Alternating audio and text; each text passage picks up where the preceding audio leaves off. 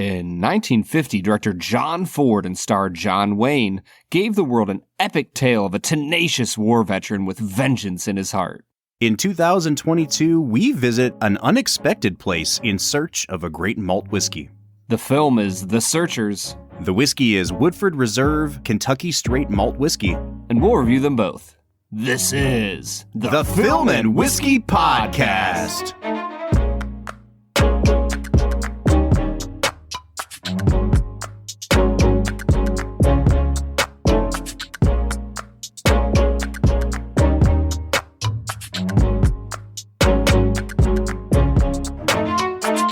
Welcome to the Film and Whiskey Podcast, where each week we review a classic movie and a glass of whiskey. I'm Bob Book. I'm Brad G. And this week we are looking at John Ford's 1956 masterpiece, The Searchers. Brad, this is a movie that, I'm not going to lie, I don't know that I've been looking forward to talking about this movie. It's one of the highest reviewed or highest rated movies of all time. When the AFI first did their 100 best films list in 1998, it came in at 96.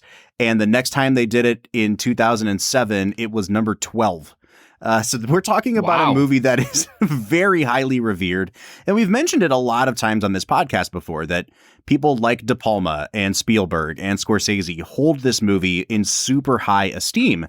And yet it's a really controversial movie. It's a movie that a lot of people are very critical of for its portrayals of Native Americans and racism, and having your main character be such a virulent and violent racist. And there's a lot to grapple with in this movie. And so I can't say that I was like rubbing my palms together like, oh boy, we get to watch The Searchers this week.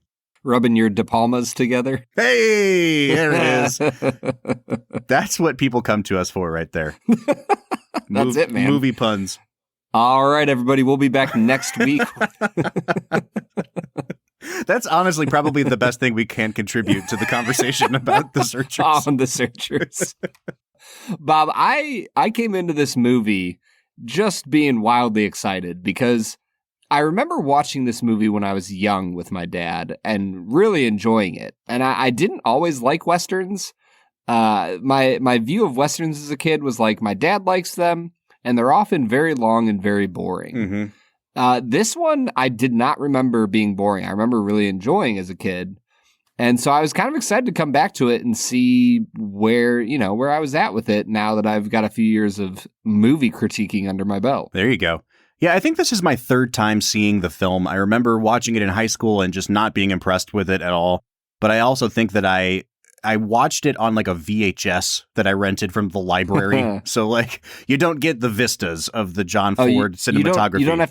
You don't have to rent from the library, Bob. You borrow. It's free. They actually charged me. They were like, no. That's $5 for you.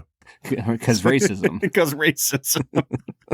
Oh, man. Yeah, so I didn't like it the first time I saw it. I went back and tried again a few years later because, again, like all these filmmakers that I looked up to said that there was something there. And it didn't click for me. And so this was, I think, only my third time seeing it. And I got to say, man, I got a lot more out of it this time. But as a result of a lot of the conversations that you and I have had on prior episodes of this podcast. And I think what I'm most excited for today is to draw comparisons to other films we've seen and bring up points from conversations we've had, because they've really helped me in terms of processing what you see on screen here in this movie. Yeah, there is so much happening in this film. What I really love about it, if I had to kind of boil it all down, the characters in this movie are fascinating and the cinematography is gorgeous. And there's just so much to love in those two veins that for me, the movie just moved at a really nice pace to illustrate what the story was trying to tell you. You know, it's not the fastest paced Western I've ever seen, but it definitely has a cadence to it that gives you the feel for this, 5-year journey that our main characters go on. So that's actually my first question. Is it a 5-year total journey? Because I remember like the first time they come home, they say, oh, you guys have been gone for 2 years. And then after that, they go back out, searching, and he writes her a letter. And then they come back the second time and she said, you've been gone 5 years and only one letter. So I didn't know if that meant that they were gone for like 7 or 8 years total, or if it was just one long chunk of 5 years. That's a very good question, Bob. I'm, just for the feel of it, I'm going to say it was like 7 years. Yeah, let's just say it. Because that makes it feel a little more epic. Because, spending 5 years of your life searching, the great vast plains of the West is absolutely nothing. That's just, child's play. I think that you've hit the nail on the head by using the word epic. And that's, this movie is known for the lush cinematography and the Monument Valley settings that John Ford loved to return to. But this is one of the most beautiful looking of all Westerns. And what's really funny to me, Brad, we'll get into talking about it later, is how about half the movie is like, it looks like a mega budget, on location, gorgeously rendered movie, and then the other half is like, all right, we've got a garage and I need you to like paint the walls to look like we're outside at a campsite, and then like the other part of the movie is just like real rough looking when it comes to the sets. But I wanted to say, with the epic nature of the movie, this is something that David Lean would go on record saying he watched this movie over and over and over again before he made Lawrence of Arabia to learn how to film a landscape. And we've got Lawrence of Arabia coming up here just in a few weeks on the podcast. So I'm really excited to see, again, the points of connection that we're going to find between The Searchers and so many other films that we've done before and are doing, in the coming weeks. Yeah, I mean, the movie that is known for its vistas got its, The Searchers was its stomping grounds, if you will. So, like, there's got to be something that you're looking for when it comes to The Searchers. And I guess my hope is that people don't let the conversation around The Searchers steer them away from the movie, because I think it's a really worthwhile movie that, A, is just a beautiful film, and B, I think it probably adds to the conversation on how racism is depicted in films, and like what is taboo and what is actually like helpful to the conversation. And we'll get into that later, but I think this movie is successful on a lot of fronts, Bob. Totally agree. All right, man, let's go ahead and jump into Brad Explains. This is the part of the podcast where Brad breaks down the plot of the movie that he has just seen, often for the first time. And again, remind me, this is not your first time seeing it, right? No, I saw it when I was young, so this is my second time seeing it. All right. You've got 60 seconds on the clock. Can you break down the plot of The Searchers? Yeah, Ethan Edwards is a Civil War veteran of the Confederate side of the war. He returns home to Texas. He is unmarried, so he goes back to his brother's homestead. The whole family is really excited to see him. They go out to search for some Native Americans who have been stealing cattle, killing cattle at a neighbor's ranch. And it turns out that they were doing that just to distract the men so that they could go raid the actual homestead. His brother's family is mostly all killed, and his 2 nieces are taken by the Native American tribe, the Comanches.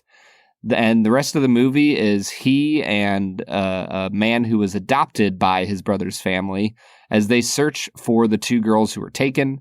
Eventually, they find out that one of them has been killed, and they keep searching until they're able to rescue their niece. And that's pretty much it, I think. Yeah, I mean, we left out that John Wayne's character is just the worst human being of all time. Yeah. Is it? I mean... He's I'm trying to think of... He's up there with some other bad human beings. I would say he's up there, for sure. But he does the right thing in the end. So, yeah.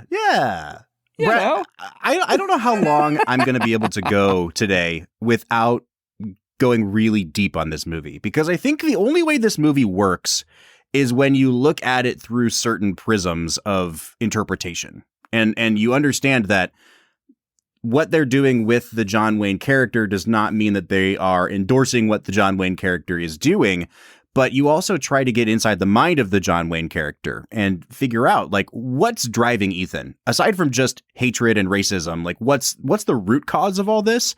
And I think it takes you in some really interesting places. But again, like, this is the kind of thing we would normally discuss on the back part of the episode. And now we just have to kind of talk about, like, who gave a good performance.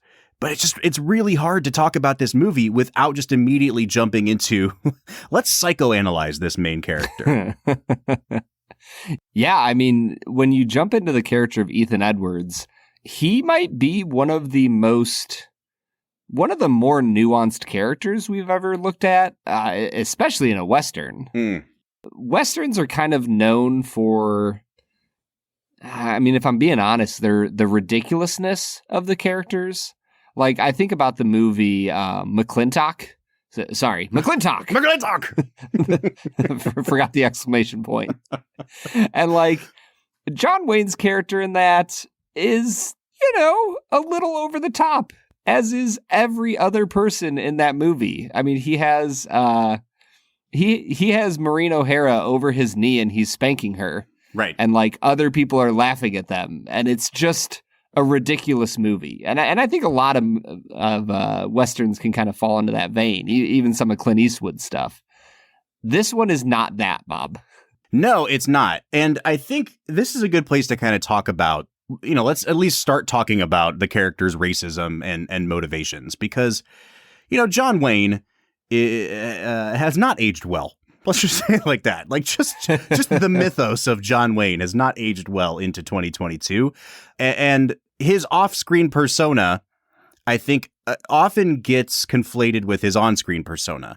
But every once in a while, John Ford would do some sort of little,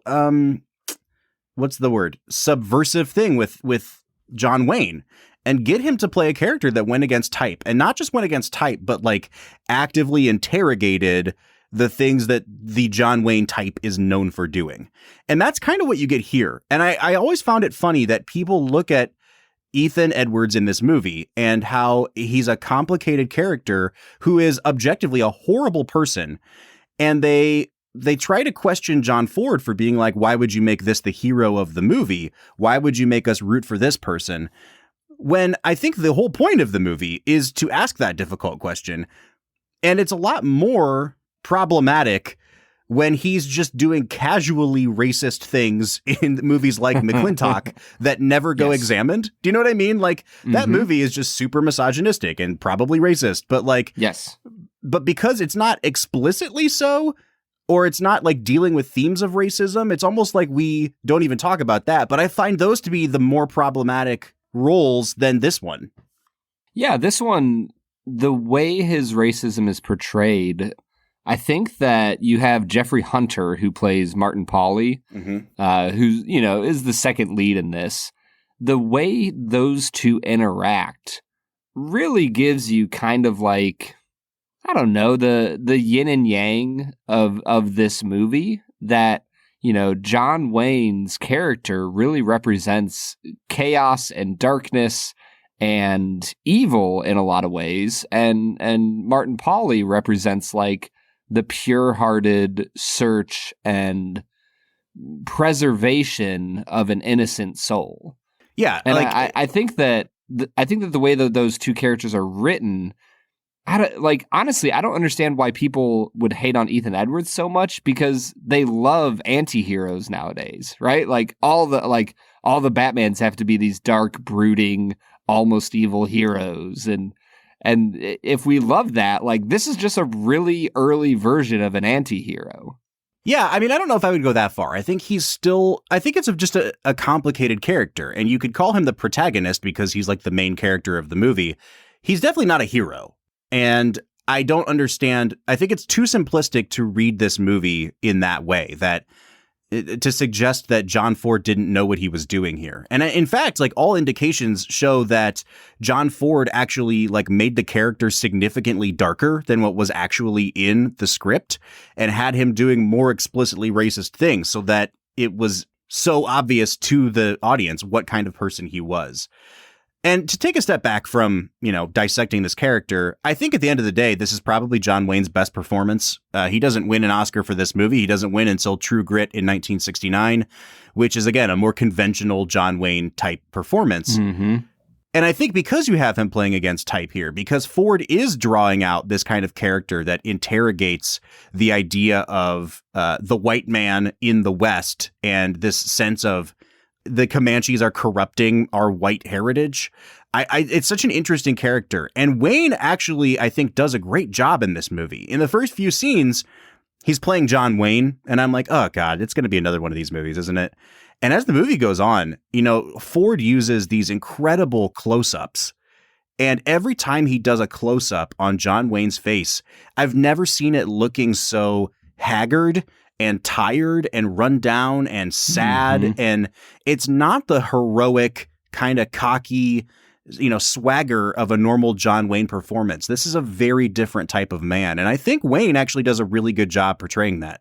Yeah. And once again, I think it's really the performance of Martin Pauly of Jeffrey Hunter as Martin Pauly that kind of draws out those nuances in his character, that it is Pauly who provides someone for Ethan to bounce off of, mm-hmm. who is a conscience to show how deep and how far gone Ethan Edwards is. Yep. And hopefully, at the end of the movie, when he doesn't kill his niece, it's hopefully because he's been watching, Martin's dedication to the cause of saving her that has also redeemed Ethan's heart as well.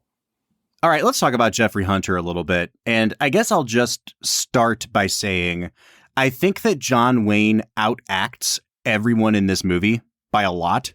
Yeah. And when John Wayne is your best actor by a lot, do you know what I mean? Like, I think the simplest way to say it is that everyone else in this movie is acting as if they are in a Western that was filmed in 1956. Like, there's just a certain type of acting that you see in Westerns. I don't know how to explain it.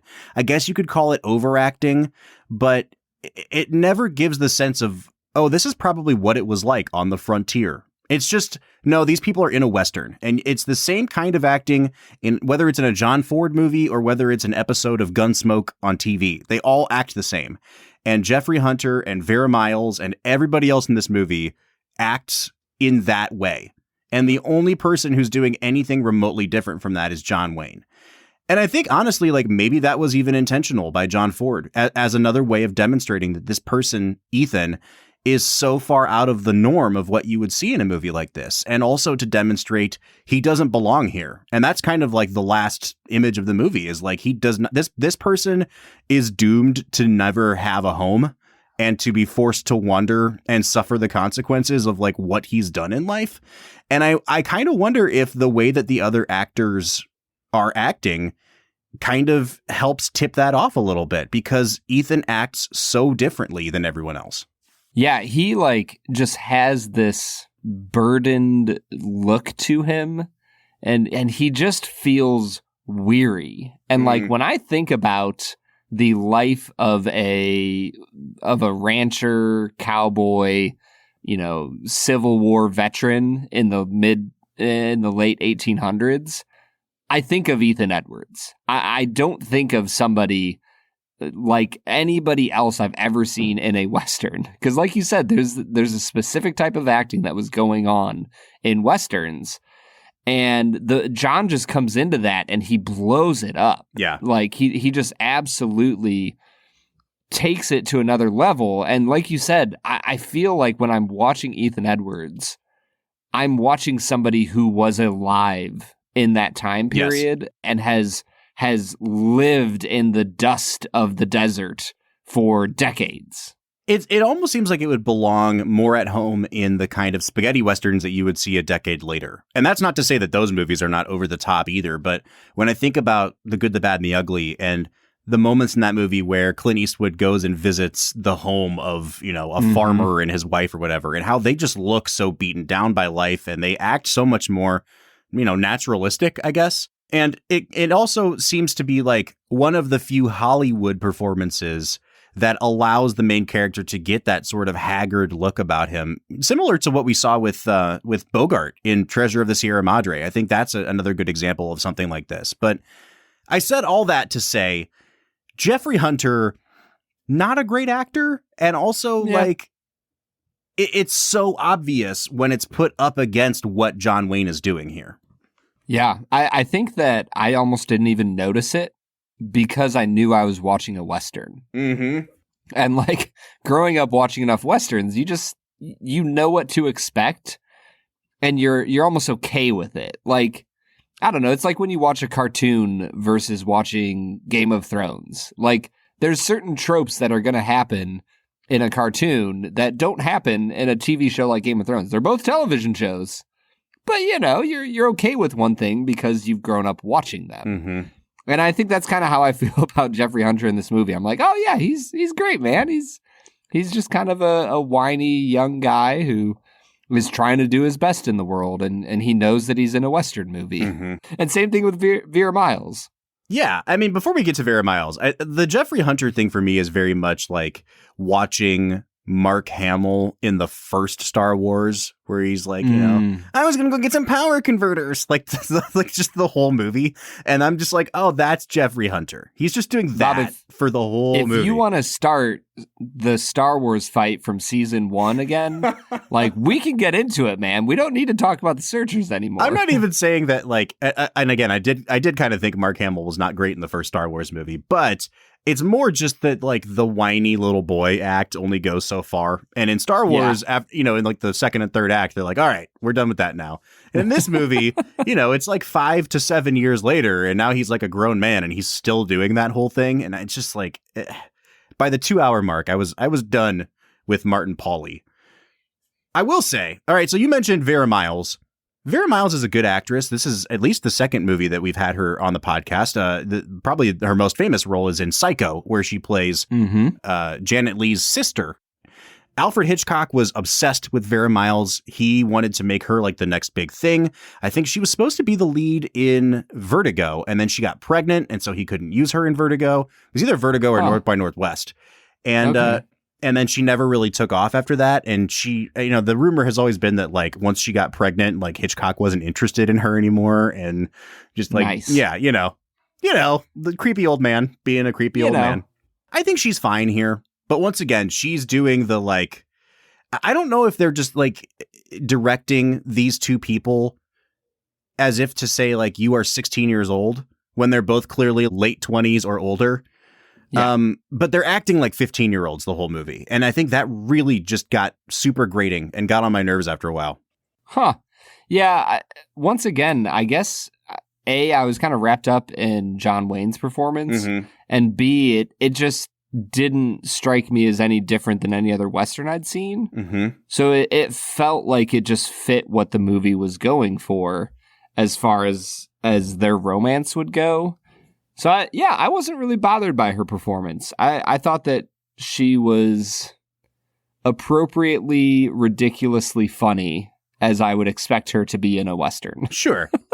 Now, on the other hand, if there's somebody in this movie that comes in and just matches John Wayne like tit for tat in this movie, it's Ward Bond, who is a John Ford regular and a super unsung, underrated actor. I mean, he's been in so many movies. Like, he popped up in a bit part in Gone with the Wind. He was Bert in, or maybe he wasn't Bert. He's in It's a Wonderful Life. He drives the cab in It's a Wonderful Life. Yeah. And Bert's the cop. Bert's the cop. Okay. And Ernie is the cab driver, right? That's where they got Bert and Ernie from for Sesame Street. Yes. Okay. Maybe he is Bert. I don't know. Whatever. He's in It's a Wonderful Life. He's at his best in this movie. He is so good in this movie in a very thankless role, in a role that really doesn't contribute too much to the main central plot of the movie, except that he's a much smarter person than John Wayne gives him credit for, playing this dual Texas Ranger who is also a pastor.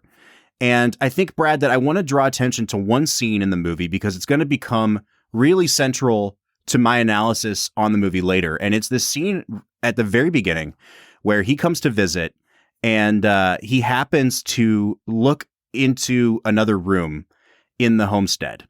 And John Wayne's brother's wife is in this other room, like holding a piece of his clothing or something and just cradling it and like caressing it. And you can tell that he's not eavesdropping, but he's seeing something that he isn't supposed to be seeing. And he just kind of very silently processes this information that he's seeing. And he sees Ethan come in the room after him, and he doesn't make eye contact with either one of them. But, you know, Ethan gives her a kiss on the forehead. And it's very obvious that Ethan's in love with his brother's wife, and she is in love with him.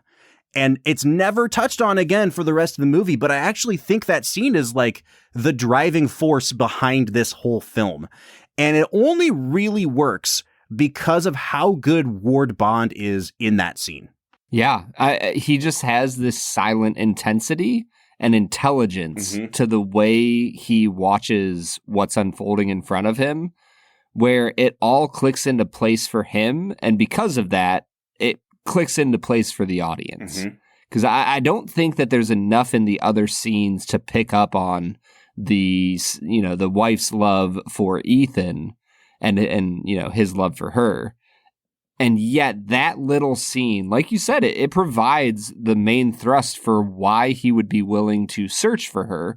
And I believe at some point, oh man, I'm trying to remember if it's him or somebody else. I think he goes, "It's not what Martha would have wanted." Yeah. And he's talking about Debbie being, a Comanche Indian, essentially. Right.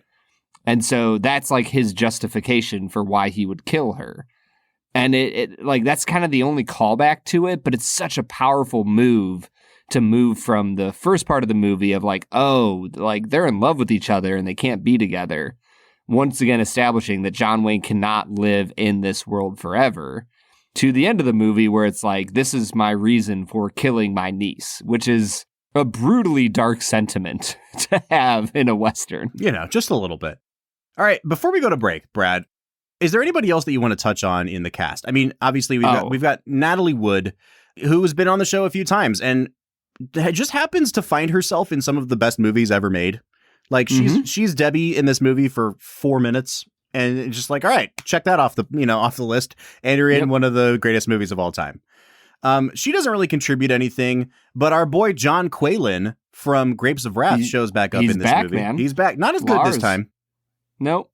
Not quite as good. He's doing a voice that I would describe as Swedish Geppetto.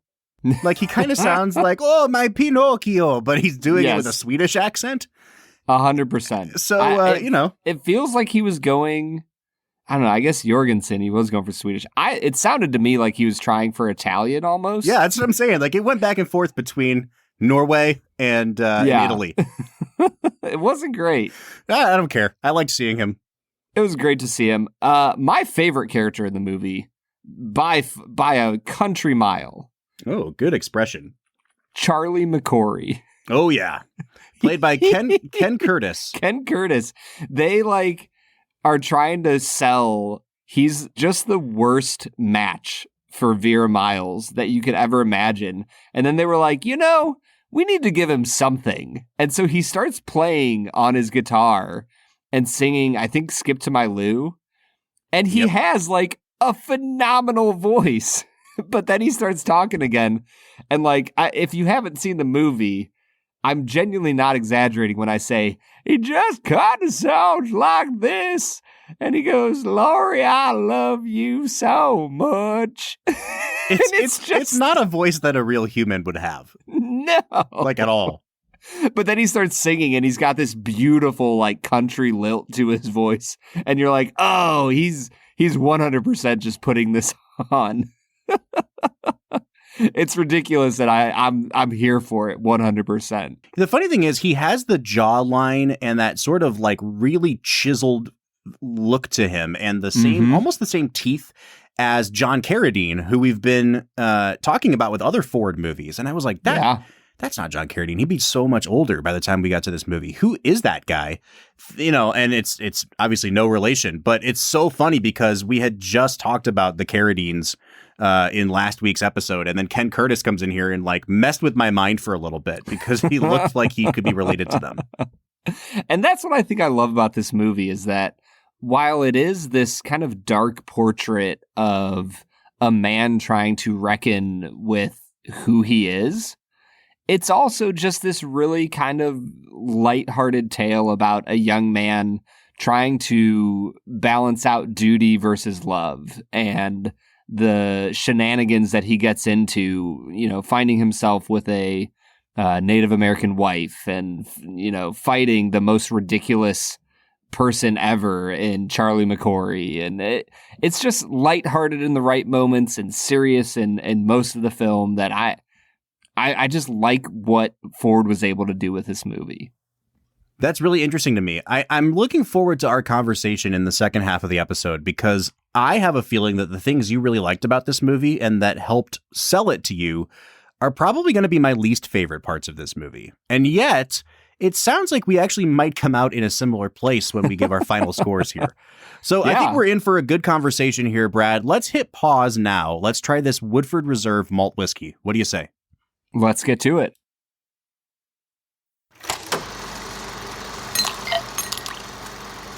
All right, so today we are checking out Woodford Reserve Malt Whiskey, Kentucky Straight Malt Whiskey. Brad, this is a very interesting whiskey from Woodford because it's not a single malt. Like, it is not made completely from malt. It's only 51% malted barley in the mash bill. So it is just barely enough malt to be called a malt. 51% malted barley, 47% corn, 2% rye. So this is very close to being a bourbon, if we're talking percentages here. Like all of their releases, or most of them at least, it clocks in at 90.4 proof. It is not age stated, but it is listed as a Kentucky straight malt, so I'm assuming everything in here is at least 2 years old, probably older than that. Brad, the reason we're pairing this up today is because we have talked with the master distiller of Woodford, Chris Morris, on many occasions, and very recently we just saw him at the Kentucky Bourbon Festival.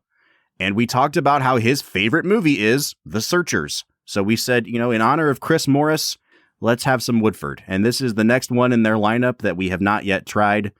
I'm excited to get into this malt. Yeah, I was going to say, this is a part of their series where they try to honor each of the original grains that we used here in America to make whiskey. And I've got to say, man, this is a beautiful smelling whiskey. I was really blown away with the nose. So I'm starting to realize that the note of like young grain that I associate with like a really young bourbon smells a lot like malt because this smells like a really young whiskey to me. And I don't know that it necessarily is. I mean, it's possible that all of this is just, 2 years and a day old. Who knows? But I think I'm just picking up a lot of the maltiness, but because there's so much corn in the mash bill, this just kind of presents to me as a really, really young bourbon. And I can't quite shake that. And I think it's because we've never had a malted whiskey where it's like almost equivalent malt to corn ratio. So that's really screwing with my, not my palate, but my nosing here. This just smells like a really young bourbon to me. See, I didn't feel like it was a young bourbon at all. I got a lot of peanuts and caramel on the nose. There was some cherry cordial. And then it was almost like a little bit creamy, almost like a whipping cream. And I thought it was like really decadent. The only part of it, it wasn't very. It even kind of smelled a little thin. You can kind of tell when a whiskey's going to have some legs. Mm-hmm. And this didn't have that. But honestly, I sat with this just smelling it for about 10 minutes, and I couldn't stop getting all sorts of like creamy, cherry, nutty notes. And I really liked it. I'm going to give the nose a 9 out of 10. Wow. All right. I'm definitely not there. I am picking up some of the peanuts that you're talking about. And for me, it almost tastes like when you crack open a fresh canister of oats, not like oatmeal, but just like steel cut oats or something. Like there's just this very kind of freshly cut grain to this. And I think, again, I'm trying to distinguish it from being a young bourbon because that's not what this is, but it's definitely grain forward. I think I am what's the word? Cautiously optimistic, but I'm just going to give it a 6.5 on the nose. Well, and then we got into the taste. And Bob, I will say it was pretty disappointing when I got into it. The first note that I wrote down was thin. It is... I don't know if I've ever had a Woodford product that promised so much and then came across so thin. And I was really struggling to get a lot of notes on it. I think I got kind of a cocoa and pepper flavors going on. Yeah. But not a ton outside of that. I was struggling with the palate. I'll give it a 6 out of 10. Yeah, I'm with you. It's thin. I thought that it had a lot of flavor concentrated into it. The problem is that there's just not many flavors going on. And so for me, it's just kind of like oak all the way through. And Woodford is for me at least, very oak forward in general. Like their bourbon's oaky, their double oaked is obviously very, very oaky. This just kind of tastes like barrel to me. And behind that, there's black pepper. You're right about that. And then there was just like this little wisp on the back of my palate, which I've never gotten on a whiskey before, of celery or like a coriander. Like there's just something, like it just tasted like I snapped into a fresh stalk of celery. It was really interesting. It almost gave it kind of like a like that vegetal note we get on rye sometimes. And I liked that, but there's very little sweetness here for me. There's not a lot of complexity. Again, I don't mind it, but I just don't think it's great. I'm going to give it a 6.5 on the palate. Yeah, and I think the finish is about where the palate was. For me, it became very malty, very oaky. Some of that pepper kind of stuck through to the end. It had a little bit of a Kentucky hug to finish things off, but nothing amazing. I think I'll stick at 6 out of 10 for the finish. Yeah, I think for me, the finish is probably the high point of this. I just took a second sip, and the cocoa is really coming through on the second sip. I like that a lot. And it's present on the finish. There's not a ton of oak left on my palate, the way that it was when I first took a sip. And so I think the finish is nice and mouth-watering. It's not an especially hot whiskey. Like, I'm not feeling it going down, but that gets back to your note of it being thin earlier. I still think the finish is probably the best thing here. I'm going to give it I'll give it an 8 out of 10 on finish. Yeah, and then on balance, I'll give it a 6.5 on balance. I think it's disappointing off the nose that I really enjoyed. But overall, I think once you get into what you're getting into with this whiskey, you kind of know what's happening. And it gives you what you expect from the palate on. So yeah, I'll give it a 6.5 on the balance. Yeah, I'm going to give it a 7. I think this is a pretty good whiskey. It just kind of drinks like it's 80 proof or 85 proof rather than 90 proof. I'm with you on that. Like, it's just a very thin, kind of watery experience. I guess I just don't know, Brad, like, who's this for? You know what I mean? And I, like, this is going to sound like one of the most critical things I've ever said about a whiskey. And I don't mean it that way, because listeners to this podcast know I love Woodford Reserve. But, like, there's really good American single malts out there. There's really good blended scotch out there. There's really good single malt scotch out there that I would recommend to beginners in the world of malted whiskeys. And I just don't know, like, is this supposed to be a gateway into drinking malt? Is this just like, hey, this was a fun thing for us to make, so we're going to keep putting it out? I don't really know who I'm supposed to be recommending this to. Yeah, I'm with you, man. And I think that kind of takes us into our value category. You know, this is priced with all of their baseline offerings. It's $36 in the state of Ohio, and I think you can get that pretty readily across the country. I don't know, like a 5.5 for value, because I'm with you that there's the reality that I just don't know who would want to pay $35 for this. Because I think there's a lot of other options out there in this price range that might just give you a better experience with malt. I agree.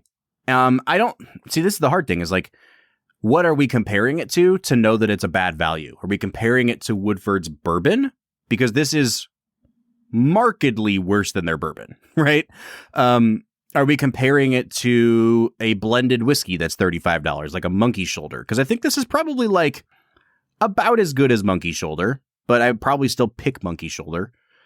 I mean, it has a monkey on the bottle. That's Bob. true. This has no monkeys. So points off for no monkeys. Yeah, I guess that's what my big struggle is like, it's hard to find a value on this. I don't think $35 is really overpriced, but I just don't really know what's the comparison point here. So I'm going to give it a 6 out of 10 on value.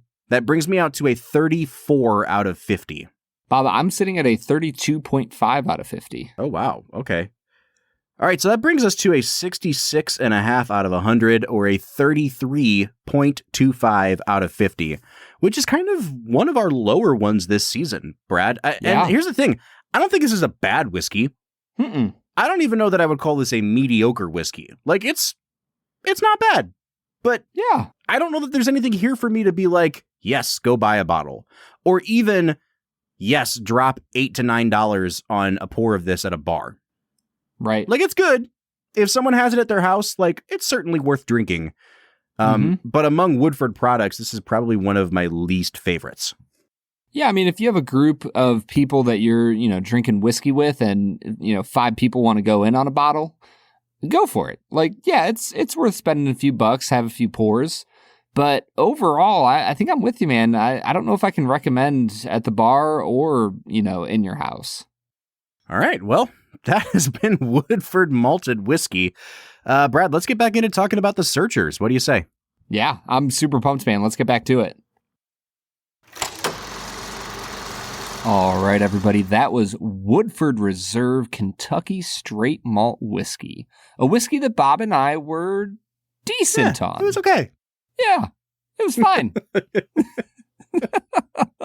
You know what we are more than fine with, Bob? Is it 2 facts and a falsehood? It's 2 facts and a falsehood. This is like really, really quickly turning into my favorite segment of our podcast. Like, it's a blast, man. It's fun. It's fun to do. It gives some interesting facts. It creates a little bit of competition, which, we're Americans, so we're suckers for that. It's a good time, man. So for those of you who don't know, this is the part of the podcast where Brad will present 3 things to me, all of them as fact, when in reality, one of them is a complete lie, and I have to guess which one is the lie. Brad has been getting better and better at writing these, and so it's been getting very hard, but I'm well over 500 now, I think, Brad. I think I'm like 8 and 6 on the year. Does that sound right? I believe so. Yeah, you've been on a run for a while here. Well, that ends soon, my friend. I know you well enough. And I didn't do a whole lot of research on the making of this movie, so this might be the day you get me, Brad. But hit me with your 2 facts and a falsehood. Well, I will say this was a little bit of a scramble for me because one of my facts had been that David Lean watched this as inspiration for Lawrence of Arabia. Man, I almost kept that to myself and just to see. There may or may not be a portion of the first half of the episode where I'm not listening to you and instead looking up another one to write. Do you just want to let me do a 50-50 coin flip on the 2 remaining things? I don't. I'm so mad at myself. I mean, if you were like 1 in 12 right now, then sure, yeah, I'd give it to you. But here's the thing. This is a competition, Bob. Here's the thing. That thing about David Lean came directly off of the Searchers Wikipedia page. And I was like, no, Brad does more than just read the Wikipedia page. I could probably get away with saying this David Lean thing. Yeah, sure. Of course. All right, Bob. Fact number 1. John Wayne, a decently famous actor. He loved the role of Ethan Edwards so much that he ended up naming his youngest son Ethan in homage to the role. Yikes. Yep. That's a big no-no. Fact number 2, Anne Baxter was originally cast to play Laura Jurgensen. However, she took the role of Nefertiti in a little old movie nobody's probably heard of called The 10 Commandments, which led to Vera Miles being cast in the role instead.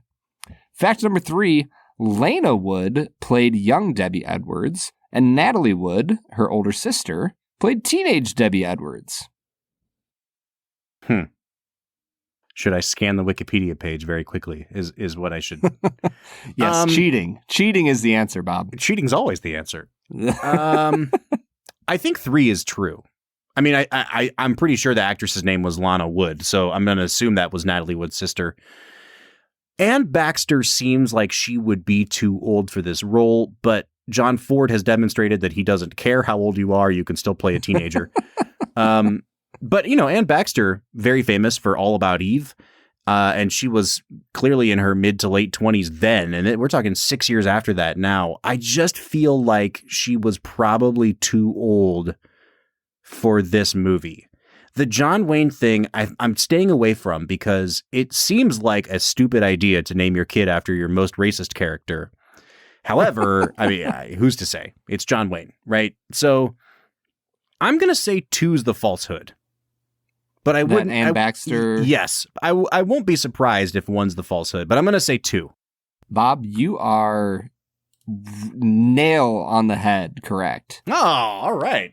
Anne Baxter, I looked it up because I wanted to check the age difference to make sure that they weren't, too far off. Do you want to know how much older Anne Baxter is than Vera Miles? How old was Vera Miles? I'm not sure how old they were when they were in this. She's 6 years older than than Vera Miles. Oh, wow. And you literally just said, you're like, yeah, she's probably about 6 years too old for this role. I'm like, yeah, you nailed it, man. Good job. Got it. All right, cool. Yeah, Anne was born in 23 and Vera was born in 29. All right. Well, there you go. Yeah, I'm having a good year so far. A good season, it, dude. All right, Brad. Well, from the highest highs, let's dive immediately into the racist undertones of this film. Let's just nosedive right into that. Honestly, I'm weirdly excited for this conversation because I've had so many questions about media and their depiction of things that are like taboo. Mm-hmm. And like the question that I guess I'll use to frame this conversation, and maybe this is more towards modern media, but I think you can apply it towards older films as well. At what point is the parody of something bad not bad because it's a parody? Does that make sense? Yeah. Like I feel, and you know, I'm going to use political terms here, and I hope people don't get too much into an uproar about it. But like, I feel like when I watch more left-leaning things like Saturday Night Live, it feels like they will often parody somebody who is racist or somebody who, you know, they don't like. But they'll have those characters do really bad, evil, racist things. But it's funny because we're making fun of it. But I'm like, at what point? And I just brought up Saturday Night Live. The right does the same thing. So I'm not trying to like, you know, cast stones here. What I'm trying to point out is like, at what point is portraying racism just bad? And at what point is it helpful because we go, oh yeah, we all know that that's bad and it's good for younger generations to see it so they can see how bad it is and not do it themselves. Like, does that make sense? It's really funny that you brought up Saturday Night Live because I was thinking about a similar show, 30 Rock, which I think is a hilarious show. I love 30 Rock. Mm-hmm. Yep. And in the first season of 30 Rock, the character that's played by Jane Krakowski has a flashback, and you find out that this very white, very blonde woman is actually of Native American ancestry, and that her parents didn't approve of her dream to be an actress, and they kicked her off the reservation. And I think, to get back to what you're asking, the reason that I think that scene works, and the funny thing about it is I've seen people poo-poo that scene as like, this is racist, why would you even portray this? The reason that scene works is because the Native Americans are not the butt of the joke in that scene. Like the whole joke is she's a white person and we're trying to play this off to you that it would even be plausible that she's a Native American. And I think the fact that Native Americans are in on the joke, but not the butt of the joke, I think plays a big role in it. And so I kind of want to use that as my framing device to talk about the racism in and of this movie, because I don't have a problem with anything John Wayne's character is saying, you know, in terms of like, he's very clearly racist. He's very clearly wrong. He's very clearly blinded by hatred. And the movie does a very good job of portraying that. And like, there's really no ambiguity there. And so anyone who has a problem with that, I think, is just not watching the movie close enough. I think there is a legitimate conversation to be had, though, about the way that John Ford kind of muddies up the waters a little bit, because it seems at times like he's trying to make a statement about this violently racist person. But then he throws in kind of like a slapstick humor scene where this imbecile Mose is pretending to be a Native American and using all the most offensive stereotypes to do that. And the joke in that scene isn't even like, hey, Mose is dumb. The joke in that scene is like, isn't it funny that he's doing these things? And I think that's part of where, if you're going to talk about things that have not held up well from this movie, it's those kind of things where it's like John Ford seems to almost be undermining the argument he's trying to make by including those things. I don't know. Does that make sense? It does. And I'm curious how you feel about the miscommunication scene, because I feel like... Wait, which one is this? When Martin Shawley is trading for, you know, a blanket and some goods, Oh, yeah. He doesn't realize that he's actually trading for a wife. Mm-hmm.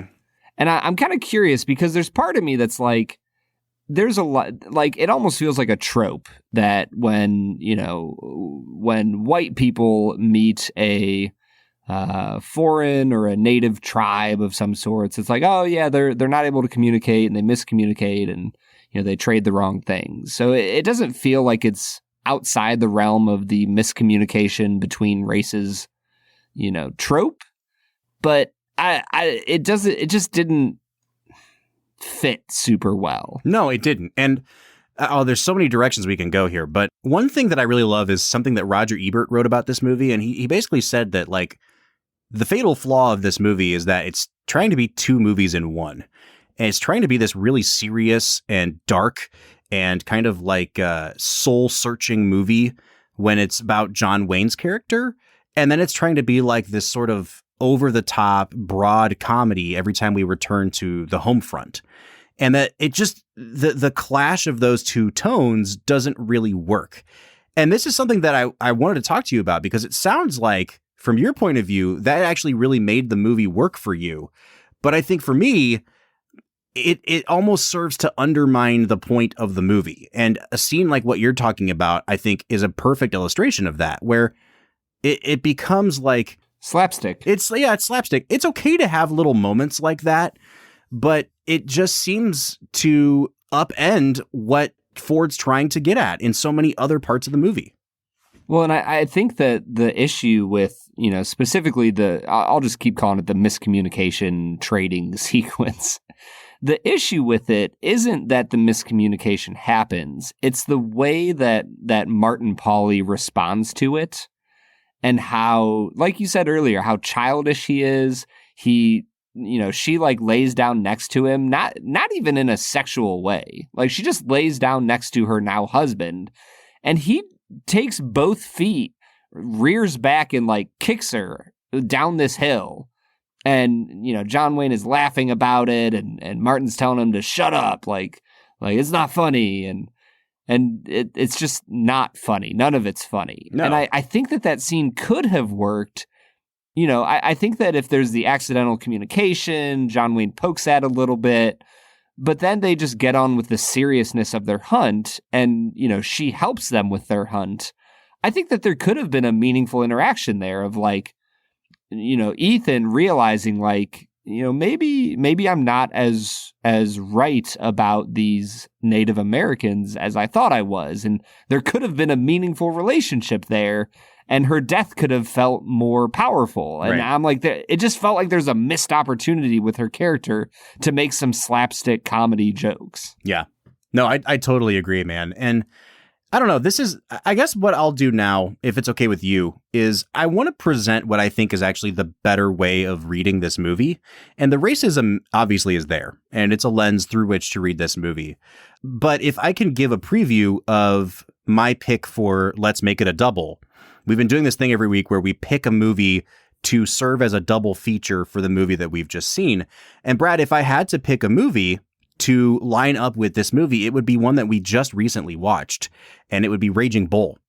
And it's because of what is driving both of the main characters in these movies. And it wasn't until I really started reading through this little book from the British Film Institute about The Searchers, written by the author Edward Buscombe. And he talks about how the best way to look at this movie is through the sexual lens, and how that key scene with John Wayne, like, longing and lusting after his brother's wife is the key to this movie, that he has internalized his own kind of self-hatred for doing this to his brother. And then he gets his brother and his brother's wife killed in his own eyes, and he internalizes that even further. And it's very similar to what we saw with Jake LaMotta in Raging Bull, where he has this outward hatred and pushes everyone away, but it's because of his own kind of impotence and, like sexual impotence, but also inability to relate to other people, that he gets to the point where he's almost like calling down divine retribution on himself. And the way Buscombe reads this movie is that John Wayne's character is motivated mostly by revenge for what this chief did to the long lost love of his life. But he points out that those two characters, Scar and Ethan, are basically mirror images of each other, that they're equally brutal towards the opposition, that they know how to, psychologically damage their enemy. And it gets to the point where he wants to kill Natalie Wood's character because he sees her as being corrupted by the Native Americans, because he assumes that she's been raped or they've had sex with her in some way. And he has this almost like Travis Bickle kind of view of like, he's like sexually messed up from lusting after his brother's wife.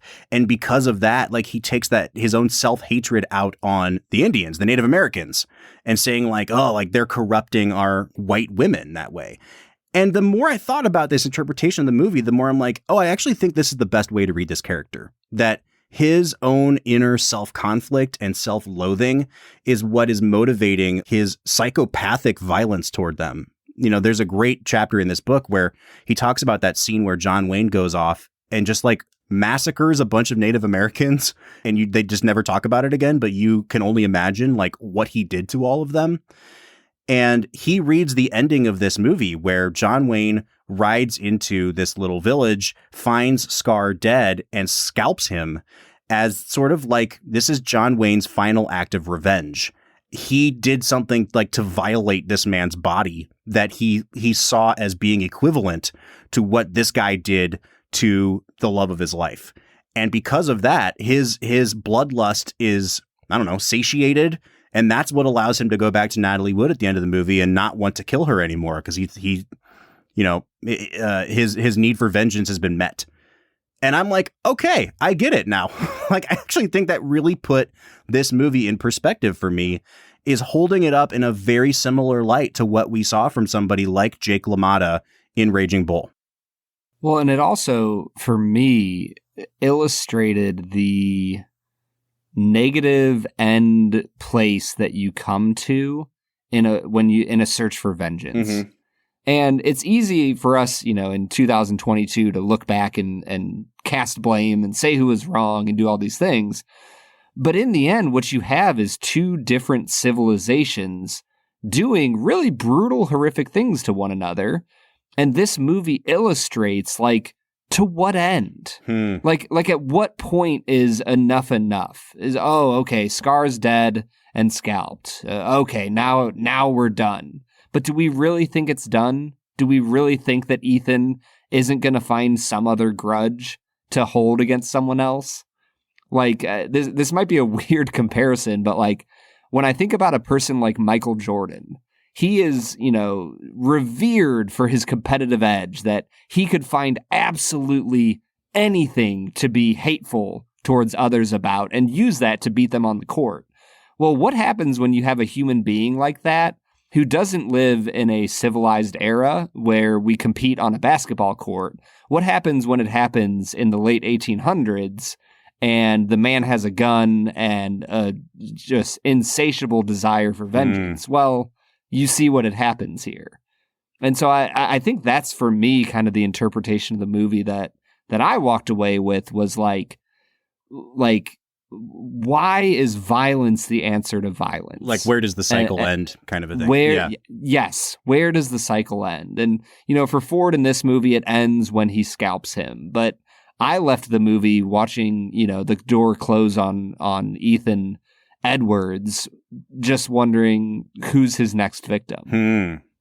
Yeah, and I think, honestly, watching through Raging Bull really helped me appreciate this movie more, because we both said it on the Raging Bull episode that, like, the final 30 minutes of Raging Bull more than makes up for any flaws in the earlier part of the movie. And I really felt like that same thing here. I felt like the deeper that he goes into his vengefulness and his inability to be pulled out of it, it's really just hurting himself. I mean, in addition to other people, but he becomes an almost unrescuable figure. And even though he returns Debbie to her home at the end of the movie, it's very clear that like he has made his bed. He believes that he needs to lie in it, it's almost like he feels like he needs to be punished for what he's done and for what he's believed and for the secrets that he's been keeping in his heart this whole time. And that because of that, he doesn't have a home. He can't be invited into the home at the end of the movie. And I really loved this guy, Edward Buscombe, and his interpretation of the movie because he sees so much a parallel between Scar and Ethan that when Ethan looks across at Scar and he wonders, like, did he rape the love of my life? He's angry at Scar and he wants to kill Scar because he sees Scar as like an extension of himself. Like he raped my brother's wife. Well, I wanted to have sex with my brother's wife. And so he actually carried out the action that I hate myself for wanting to carry out. And so like when he goes to kill Scar, when he cuts his scalp off at the end of the movie, it's like almost like his way of exorcising that demon from himself. And I actually think like, I don't know, man, I really love to hear your take on this because I didn't really think about it in these terms until just earlier this evening. And I'm just kind of working it out here on air. Yeah. I mean, I think that our culture has slowly come to believe that the sexual impulse is the key impulse to the human existence. And personally, I just disagree with that. I don't think that is the core impetus for why we live as humans. I think there's some other stuff going on. But it's movies like this that represent the culture's shift towards that. Because I think you're 100% right. I think what Ford is trying to portray here is like that Ethan has this forbidden love and he's not allowed to act out on it. But the key is if he was violent enough, he could have acted out on it. Mm-hmm. And if he was more like Scar, he could have gotten what he wanted to. And he hates that in himself. And he hates that Scar got to do what he wanted to do because he was more violent than Ethan was. And he wasn't bound by propriety.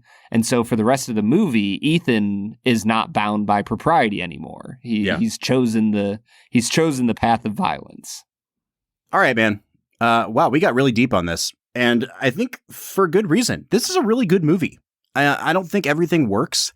And, we haven't even really talked about the fact that John Ford hired a German guy to play his main bad guy in Scar. Who very obviously does not look Native American when he very obviously chose and he chose a part of the Navajo tribe to play the rest of the Native Americans in this. Just does not look Native American at all. Which is like, I feel like we could talk about that for a half hour in itself. Is like, well, is it a good thing that he chose a non-Native American to be the evil Native American? Yeah. Or is it even more insulting? Dude, I don't know. I feel like you could look at it both ways. Like our actors aren't good enough to play an evil character. You know what I mean? But then it's like, well, would you want to be portrayed that way? So I don't know. But like I'm saying, there's a lot of flaws with this movie, but I think what it's setting out to do, it ultimately accomplishes. I am much higher on this movie than I thought I would be, even like 2/3 into watching it. I'm going to come out to an 8.5 on this film. Bob, you never let me do my make it a double. Oh, yeah. What would your double be? I think that my double feature, mostly based on the plot, but also based on the tortured main character, Gone Baby Gone. Oh, nice. Wow, that would be a heavy back-to-back. Jeez, man. I literally almost changed it because I was like, that might be the most brutal 4 to 5 hours you would ever spend watching movies. What a great movie. How good is Gone Baby Gone? Dude. It's so good. I'm never gonna watch it again. It's that good. Except when you fire it up right after The Searchers, apparently. Oh, man. Yeah, it's so good. Also, can I just, you were bringing up Raging Bull earlier.